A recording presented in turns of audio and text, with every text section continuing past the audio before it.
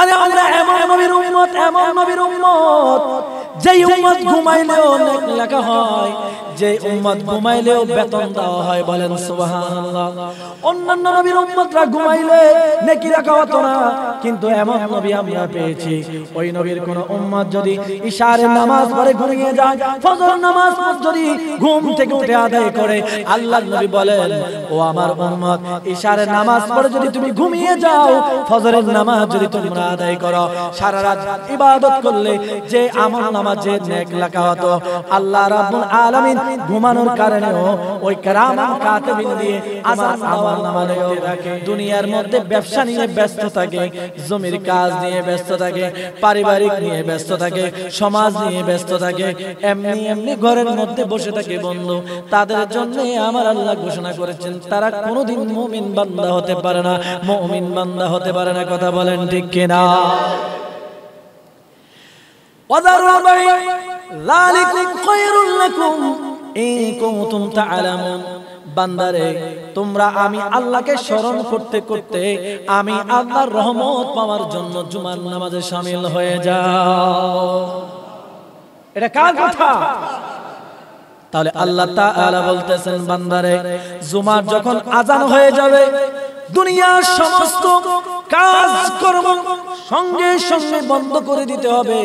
আজান যখন তোমার কানে যাবে, দুনিয়ার ব্যবসা বাণিজ্য, তোমার সমস্ত ধরনের কাজকর্ম, দুনিয়ার মধ্যে যত ব্যস্ততা রয়েছে, সমস্ত ব্যস্ততা তোমাকে সঙ্গে সঙ্গে বন্ধ করে দিতে হবে। বলেন সুবহানাল্লাহ। আর আমরা কি করতেছি? আমরা এখন দুনিয়ার মধ্যে যখন আজান দেয়, আমি আমার অনেক মুসল্লিকে দেখি নিজের জমি নিয়ে ব্যস্ত, নিজের গরু নিয়ে ব্যস্ত, গরুর ঘাস কাটা নিয়ে ব্যস্ত, নিজের দোকান নিয়ে ব্যস্ত, অনেকে নিজের ঘরের মধ্যে বসে থাকে, বউ বাচ্চার সাথে সময় দেয়। কথা বলেন ঠিক কিনা? ওমা কথা কয় না রে, চিল্লায় কোন ঠিক কিনা? তো যারা আজান দেওয়ার পরে ঘরের মধ্যে বসে থাকে, তাদের মতো বেঈমান আর একটাও জমিনে নাই। এটা কার কথা? না আমার কথা। আপনারা বাংলা কোরআন শরীফ খুলে দেখুন, সূরাতুল জুমার 9 নম্বর আয়াত, আল্লাহ তাআলা বলেন, ইযা নুদিয়া লিস-সালাহ মিন ইয়াউমিল জুমআতি ফাসআউ ইলা যিকরিল্লাহ ওয়া যারুল বাই। যখন আযানের জন্য ডাকা হবে, সঙ্গে সঙ্গে দুনিয়ার সমস্ত কাজ তোমরা বন্ধ করে দিয়ে তোমরা মসজিদে চলে আসবে। বলে সুবহানাল্লাহ।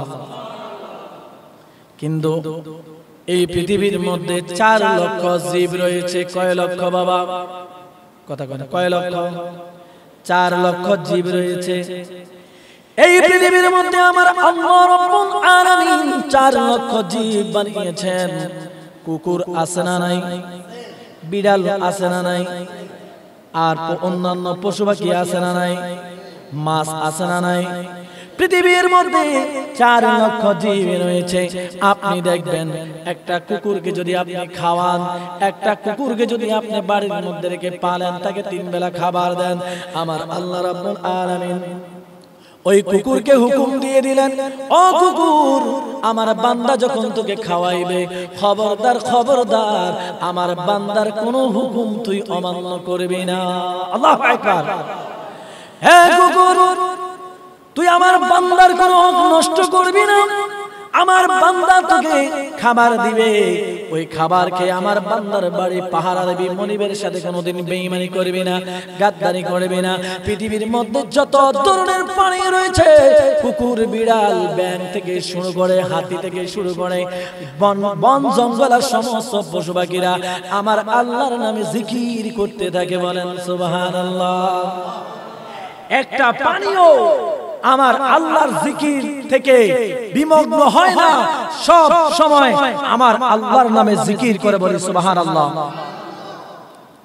একটু জোরে বলেন সুবহানাল্লাহ। কিন্তু তারা কোনদিন আল্লাহর সাথে নাফরমানি করে না। পৃথিবীর মধ্যে একটা মাত্র প্রাণী রয়েছে, তারা নাফরমানি করতে ব্যস্ত। কথা বলেন ঠিক কিনা? সেই প্রাণীর নাম কি? সেই প্রাণীর নাম কি? মানুষ। একমাত্র মানুষ এই পৃথিবীর মধ্যে নাফরমানি করে। আপনি একটা মানুষকে যদি ছোটবেলা থেকে খাওয়ান, পড়ান, আদর যত্ন করেন রে বাবা। একটা মানুষকে যদি লালন পালন করেন, খাবার দেন, পোশাক দেন, পড়ালেখা করান, তারপরে দেখবেন একটা সময় এসে ওই মানুষটা আপনার সাথে গাদ্দারি করে, বেঈমানি করে। কথা বলেন ঠিক কিনা? কথা কোন ঠিক কিনা? মানুষ বেঈমানি করে, মানুষ নাফরমানি করে, মানুষ আপনার সাথে খারাপ আচরণ করবে, কিন্তু আমার আল্লাহর নাফরমানি পর্যন্ত করে মানুষ। কথা বলেন ঠিক কিনা? আমার আল্লাহ বলেছেন বান্দারে, ইয়া আইয়ুহাল্লাযীনা আমানু ইযা নুদিয়া লিস-সালাতি মিন ইয়াউমিল জুমআতি ফাসআউ ইলা যিকরিল্লাহ।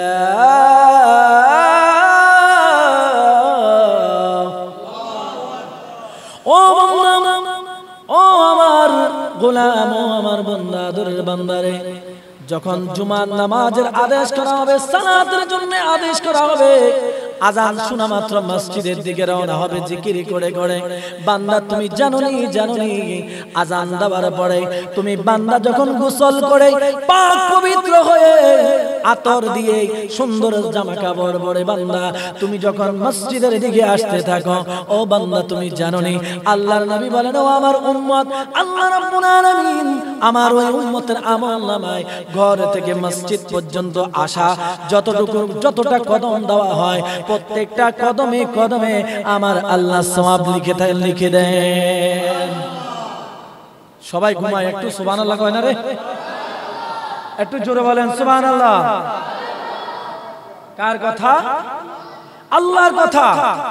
আমরা নাফরমানি করি, জুমার আজান দিলে ঘরের মধ্যে বসে থাকি। ও মুসলমান, কবরে যেতে হবে কিনা? কথা কয় না? কথা কয় না? কবরে যেতে হবে কিনা? তাহলে আল্লাহর আদেশ যদি অমান্য করেন, কবরে গেলে শাস্তি আছে না নাই? কথা কয় না? শাস্তি আছে না নাই? আল্লাহ তাআলা বলেন, দুনিয়ার সমস্ত কাজ কর্ম বন্ধ করে দিয়ে আমি আল্লাহ রাব্বুল আলামিনের দরবারে এসে যাবে, মসজিদের মধ্যে এসে যাবে। এরপরে আমার আল্লাহ বলেন, ফাইদা উদিয়াতিস সালাতু ফাতাশিরু ফিল আরদি ওয়াবতাগু মিন ফাদলিল্লাহ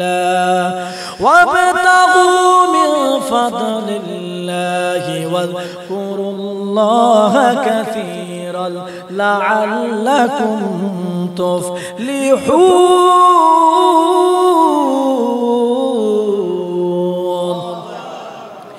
আমার আল্লাহ রাব্বুল আলামিন বলেন, নামাজ আদায় করার পরে ও বান্দা তোমরা জমিনের মধ্যে ছড়িয়ে যাও, আমার রহমতের আশায় রিজিকের সন্ধানে।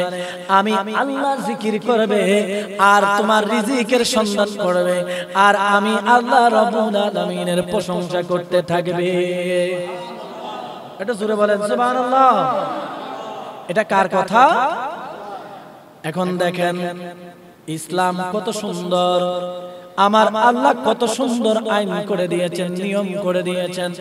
নামাজ পড়ার পরে তুমি তোমার জীবিকার সন্ধানে চলে যাও, আমি আল্লাহকে স্মরণ করো, আমি আল্লাহকে ডাকতে থাকো, অবশ্যই অবশ্যই আমি আল্লাহ রাব্বুল আলামিন তোমার রিজিকের ফয়সালা করে দেব। রিজিকের মালিক কে? তো আপনাকে বলেছে প্রথমে মসজিদে আসার জন্য, নামাজ পড়ে রিজিকের জন্য, রিজিক তালাশ করার জন্য বের হয়ে যেতে বলেছেন। আপনাকে বলে নাই আপনি মসজিদের মধ্যে পড়ে পড়ে আল্লাহ আল্লাহ জিকির করেন, ইল্লাল্লাহ জিকির করেন, বলছেনই আল্লাহ।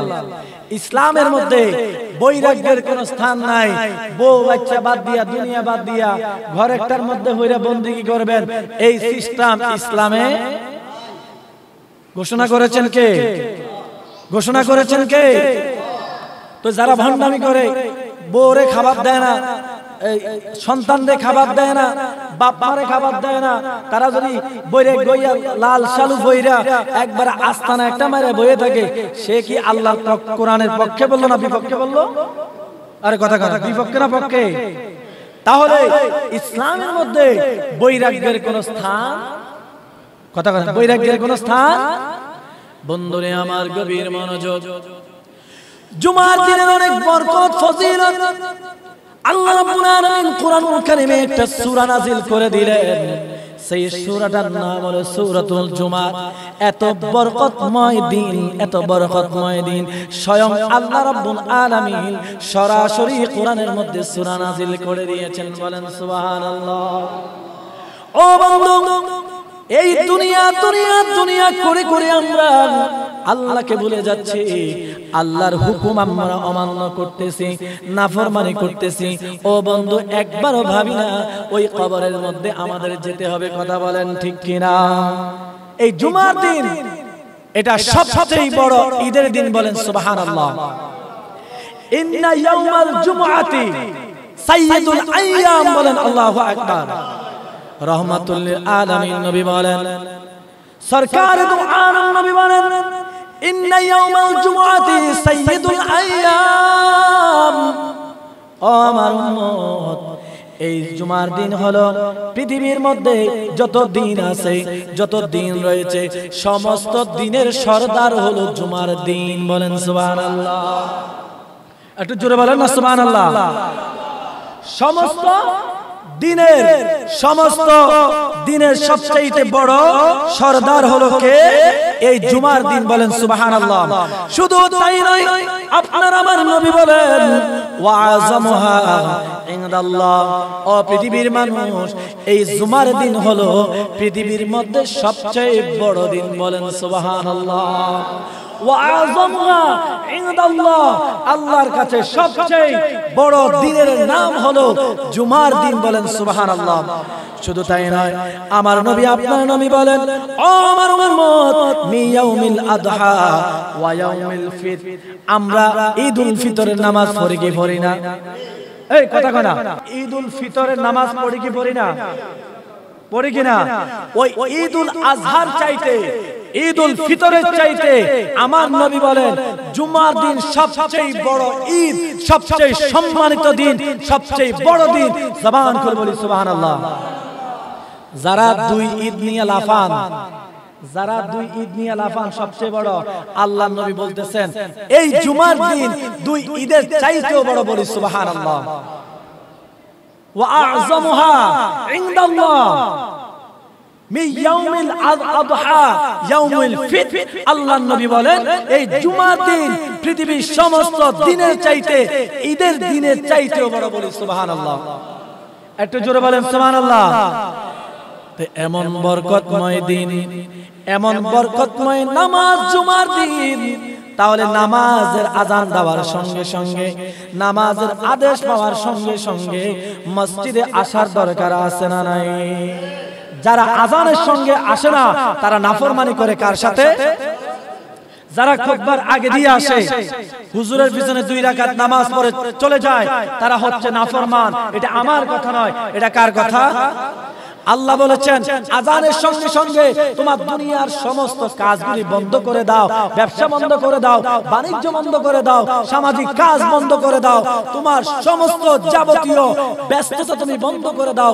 বন্ধ করে দিয়ে তুমি আমার ঘরের মধ্যে জুমার নামাজ আদায় করার জন্য চলে আসো বান্দা। যারা আসবে না তারা আমার নাফরমানি করলো, খেয়ানত করলো। কার কথা? কথা কয় না, কার কথা? তো আজকে যারা দেরি করে আসছেন, আপনারা কি জান্নাত চান? ওমা কয়টা কয় না, যারা দেরি করে আসছেন জান্নাত চান কিনা? কেমনে পাইবেন? নাফরমানি করেন তো আল্লাহর সাথে। আল্লাহ বলছে আজান দিলে চলে আসো, আর আপনারা আছেন খুতবার আগে দিয়া এমন নাফরমানি করেন। 2 রাকাত নামাজ, 2 রাকাত কাবলাল জুমা, তাহিয়াতুল ওযু, তাহিয়াতুল মসজিদ, আপনারা 2 রাকাত নামাজও পড়েন না, মসজিদের হক আদায় করেন না, দুখুলুল মসজিদে পড়েন না, তারপর কাবলাল জুমা 4 রাকাত নামাজ পড়েন না। আবার এমন ভাবে আল্লাহর সাথে আপনি আমি মশকরি করি, আপনি আমি এমন ভাবে মশকরি করি, জুমার নামাজ 2 রাকাত শেষ হওয়ার পরে নির্লজ্জের মতো, বেহায়ার মতো ভণ্ডামি করে আপনি মুনাজাত দেন না, বাদাল জুমা 4 রাকাত নামাজও আপনি পড়েন না। আপনি কত বড় নাফরমান, কত বড় বেঈমানি এই নামাজের সঙ্গে করেন। কথা বলেন ঠিক কিনা? চিল্লায় কোন ঠিক কিনা? যারা মনে রাখবেন জুমার নামাজ আজান দেওয়ার সঙ্গে আসেন না, আর যারা 2 রাকাত নামাজ পড়ে চলে যান, খোদা কি কসম, আল্লাহর নবী বলেন তারা আল্লাহর সাথে মশকারি করে। বলেন নাউজুবিল্লাহ। জোরে বলেন নাউজুবিল্লাহ। কান খুলে রাখুন, আমি একটাও মিথ্যা কথা বলি না। আমি যদি মিথ্যা বলি আল্লাহ আমার জিহ্বাটা কেটে দিবেন। আল্লাহু আকবার বলবেন না? যারা 2 রাকাত নামাজ পড়ে চলে যান, বাদাল জুমা 4 রাকাত পড়েন না, আপনারা আল্লাহর সাথে মসজিদে মশকারি করার জন্য আসেন, এটা আল্লাহর রাসূল বলেছেন। বলেন নাউজুবিল্লাহ। তাহলে আজকে থেকে জুমার নামাজের পরে 4 রাকাত বাদাল জুমা পড়ে যাবেন কিনা? কথা কয় না? যাবেন? 2 রাকাত নামাজ শেষ হলে 4 রাকাত বাদাল জুমা পড়বেন। কারা কারা পড়ে যাবেন হাত তোলেন। আপনি হাত তোলেন না কেন? পড়বেন না? সাইকে হাত তোলেন না? আপনি পড়বেন না জুমার নামাজের পরে নামাজ? হাত তোলেন। জুমার নামাজের পরে বাদাল জুমা 4 রাকাত পড়ে কারা কারা যাবেন হাত তোলেন। হাত তোলেন। বলেন হে আল্লাহ, বিগত জীবনে যে নামাজগুলি আমরা ছেড়ে দিয়েছি, আমরা আজকে থেকে তওবা করলাম, নামাজের পরে 4 রাকাত বাদাল জুমা আমরা পড়ে যাব। তওবা করতেছি, আপনার সাথে আজকে থেকে মশকারি করব না, নাফরমানি করব না, বেঈমানি করব না। সবাই বলে আমিন। হাত নামান, বলে আমিন। জুমার নামাজে কেউ যদি প্রথমবার আসে, আল্লাহর নবী বলেন, আমার কোন উম্মত যদি আযানের সঙ্গে সঙ্গে মসজিদের মধ্যে ইমামের পিছনে এসে বসে যায়, আল্লাহর নবী বলেন তার আমলনামার মধ্যে একটা ওট কুরবানির সওয়াব লেখা হয়। সুবহানাল্লাহ। আরে আমরা এমন নবীর উম্মত, এমন নবীর উম্মত, যেই উম্মত ঘুমাইলেও নেক লেখা হয়, যে উম্মত ঘুমাইলেও বেতন দেওয়া হয়। বলেন সুবহানাল্লাহ।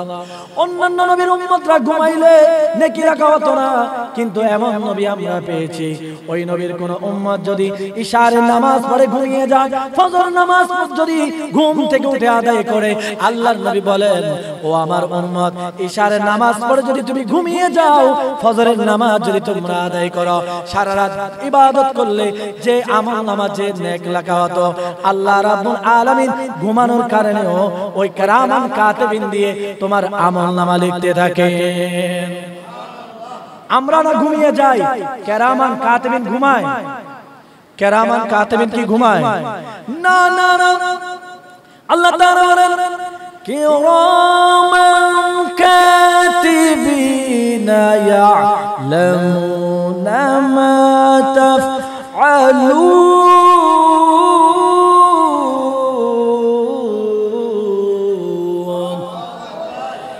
কিরামান কাতিবিন আল্লাহ নিযুক্ত করে দিয়েছেন, আপনি যখন ইশারের নামাজ পড়ে ঘুমাবেন, ফজরের নামাজ পর্যন্ত আমার আল্লাহ আপনার আমলনামায় নেকি দান করবেন। সুবহানাল্লাহ। একটু জোরে বলেন সুবহানাল্লাহ। তাহলে মসজিদে আসবেন জুমার দিন কোন সময়? ইমাম সাহেব নামাজে যখন দাঁড়াইবো তখন, ঠিক কি না?